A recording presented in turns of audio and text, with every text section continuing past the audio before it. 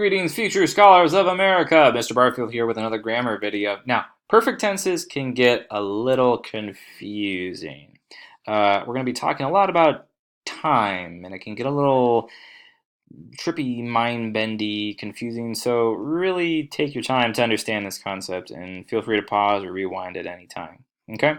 So, perfect tenses are used for actions that began at one time and completed at a later time, or that began at one time and are still continuing into another time. If you feel like we're talking like Doctor Who time travel stuff, hang in there.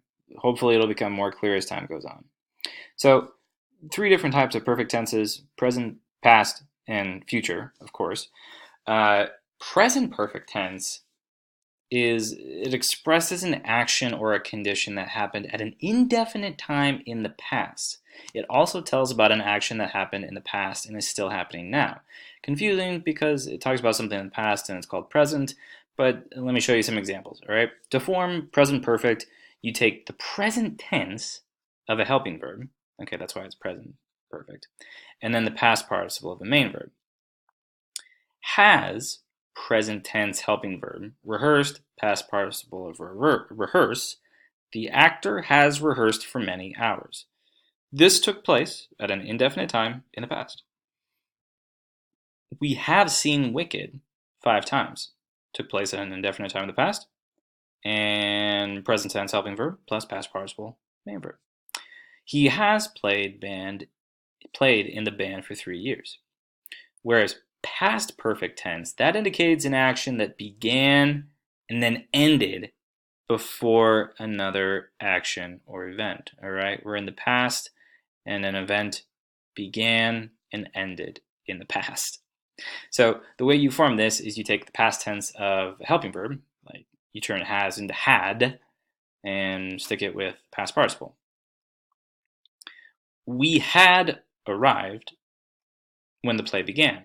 The play had been rewritten several times before it opened. Okay, you can, if you change has to had up here, the actor had rehearsed for many hours, then you change it to past perfect because you're indicating that he completed, it began and ended in the past. Whew. All right, stick with me. Future tense, future perfect tense, expresses one future action or condition that will begin and end before another future event starts. So if it helps, think of perfect as completion, okay? Something is perfect when it's completed. Most of these are talking about actions that either were completed in the past or will be completed in the future, okay? You form it by using will, have, and a past participle, like this. By March, I will have read 3 books. This is talking about a future event that will begin and end in the future. It's like an episode of Doctor Who. You got to break out your time travel machine to understand this one.